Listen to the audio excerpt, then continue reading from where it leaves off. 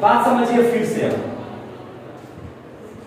हम लोगों ने पहले पार्ट में पढ़ा कि जब बंटन सरल हो और उसका बहुलक हम कैसे निकालेंगे, इसके बारे में आप लोगों ने खूब बढ़िया से इसको समझने की कोशिश किया है। अब हम लोग समझेंगे कि जब बंटन अवर्गीकृत है, अवर्गीकृत हो तो इसका बहुलक कैसे निकालेंगे, इसका बहुलक कैसे निकालेंगे, जरा इसके बारे में हम लोग समझ लेते हैं। कोई दिक्कत है? जब बंटन क्या हो, अवर्गीकृत हो, ध्यान दीजिएगा, यानी कि अवर्गीकृत रहेगा। जैसे हम इस तरह से आपको बता रहे हैं, चर दिया हुआ है, बारंबारता दिया हुआ है। अवर्गीकृत में यही ना दो चीज दिया हुआ रहता है, चर देना होता था, बारंबारता देना होता था। ध्यान दीजिए, हमने चर लिखा 2 3 4 5 6 चर है, ठीक है। 2 की बारंबारता हमने लिखा 8, 3 की 7, 4 का 9, 5 का 13, 6 का 8 या 3 या 2, 6 का कितना है, 2 है। अब आपसे कोई पूछे कि इसका जरा बहुलक बताइए, इसका जरा क्या बताइए, बहुलक।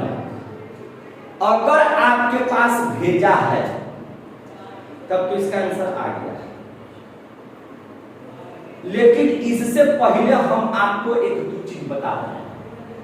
अगर इसका माध्य निकालने के लिए होता तो कैसे निकालते थे, याद है आपको? चर गुना बारंबारता जोड़ चर गुना बारंबारता जोड़ चर गुना बारंबारता जोड़ चर गुना बारंबारता जोड़ चर गुना बारंबारता बटा सभी बारंबारताओं का जोड़।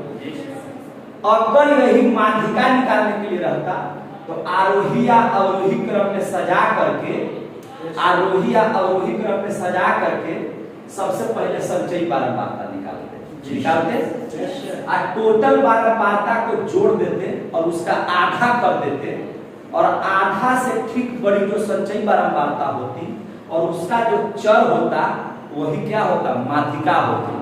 तो उसमें भी झंझट, उसमें भी झंझट, लेकिन बहुलक में कोई झंझट नहीं। हमने जब बंटन सरल हो पढ़ाया अभी आपको, तो आपको हम क्या पढ़ाए कि जो सबसे ज्यादा बार लिखी गई हो, बात समझ रहे हैं ना? तो जो सबसे ज्यादा बार, यानी कि जिसकी बारंबारता सबसे ज्यादा हो, उसी का चर हमारा क्या होगा, बहुलक होगा। समझ में आ गई बात? अब हमको बताइए कि बारंबारता है 8, यानी कि 2 8 बार लिखा गया, 3 7 बार लिखा गया, 4 9 बार लिखा गया, 5 13 बार लिखा गया, 6 2 बार लिखा गया। बहुलक कितना होगा? 5। बहुलक कितना होगा? 5 हो गया। समझ में आ गया? अब इसको कैसे लिखेंगे? तो लिखेंगे कि सबसे अधिक बारंबारता 13 है और उसका चर 5 है, इसीलिए बहुलक बराबर कितना हो जाएगा? 5। आगे समझ में? आसानी से बन गया। कहीं से कोई लफड़ा ना, कोई संचयी बारंबारता ना, आरोही अवरोही ना, गुना ना भाग, बात समझ गए ना? आप आराम से देखिए और इसका आंसर आपका तैयार। एक और उदाहरण देते हैं हम, इसका आंसर जल्दी से आपको बताइएगा।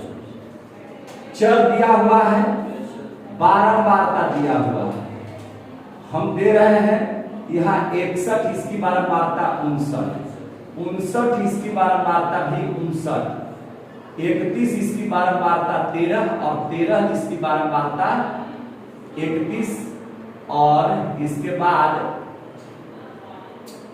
27 की बारंबारता है ना 72, और 72 की बारंबारता 27। कोई दिक्कत?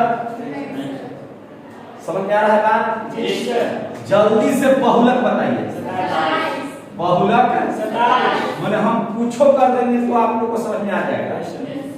आ गया तो ओके हो गया, समझ में आ गया सबको? जी सर। तो ये बहुलक का सेकंड पार्ट भी हम लोगों ने समाप्त कर दिया।